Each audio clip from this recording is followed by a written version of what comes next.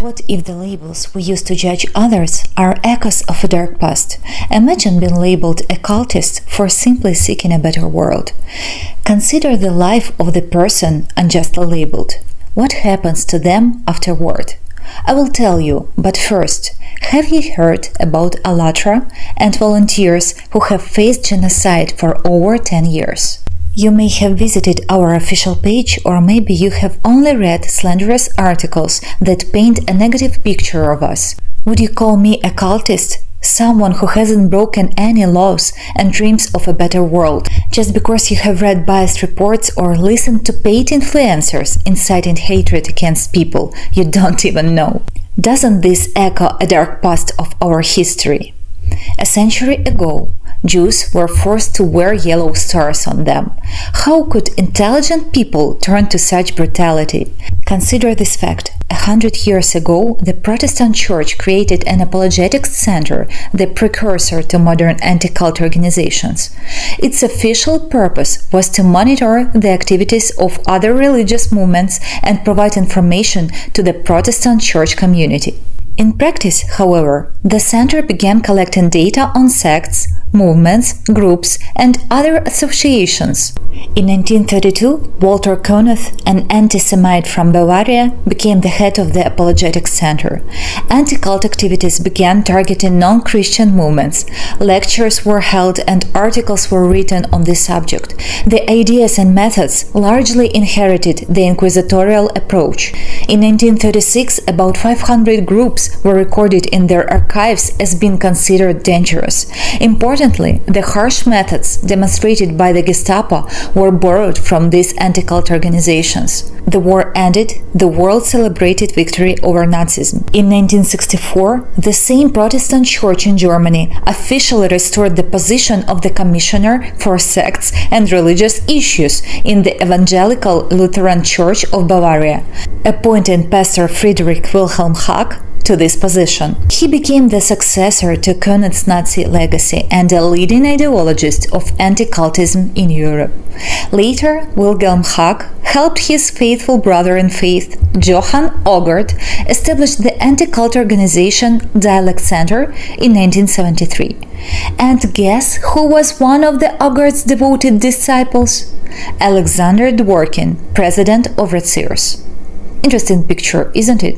Could it be a coincidence? And it's quite the coincidence that 100 years ago, the Apologetic Center was creating lists of undesirable organizations and sects, just like the list that currently exists on the website created by Alexander Dworkin, and these organizations are labeled as terrible cults.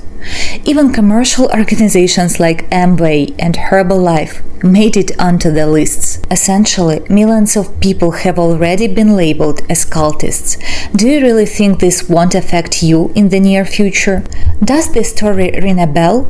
And what a coincidence that the smearing campaign and articles against ALLATRA began on those portals controlled by the Russian Orthodox Church. What does BBC have to do with Chelyabinsk? ALLATRA isn't a religious movement.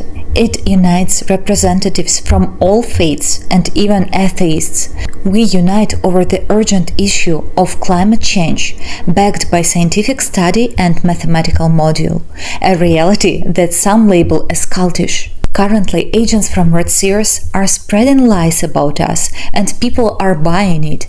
When you search ALLATRA, you are bombarded with negativity and fabricated stories aimed to instill fear. These are people who fall under the PACE resolution on Russian propaganda, under the UN resolution, but they don't care. They ignore all these laws and moral norms, manipulating your very consciousness. And all this for the sake of their political interests, because through this fight against us, they expand their circle of agents in the media and beyond. They interact with politicians and even remove those lawmakers and politicians they don't like by labeling them as occultists. But journalists label us as Putin's cult or sect. Although in Russia, ALLATRA was the first to be banned at the legislative level, and to this day they humiliate former members. They imprison them, beat them, put bags over their heads, and use electric shock. But strangely, this isn't reported in European countries or in Ukraine. Why? And now in Slovakia, there has been an active smear campaign with over 300 articles pouring mud on us, written in just 2 weeks. Who is funding all this and who benefits from it? Most importantly, who is doing this? One more thing that I want to add, that do you understand that anticultists are also involved in the war in Ukraine? Watch the documentary The Impact and read the articles on ACT files, and you will see how for many years they have prepared the ground for this awful war, calling Ukraine a cult and Ukrainians Satanists. And now they want to do the same in Europe.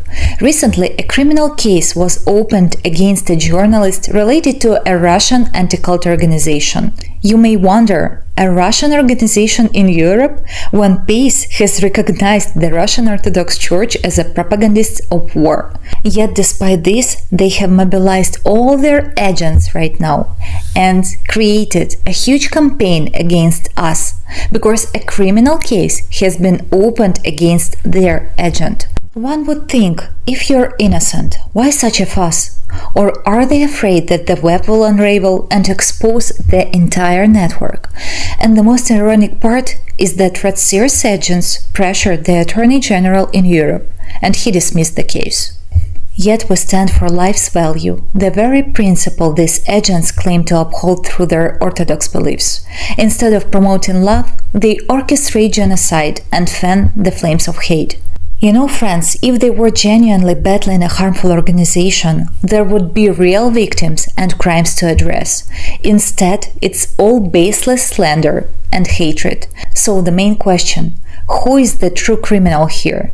Those advocating for life or the direct followers of Nazis who are currently sowing fear and hatred in your minds? I think it's time to question the narratives we accept blindly.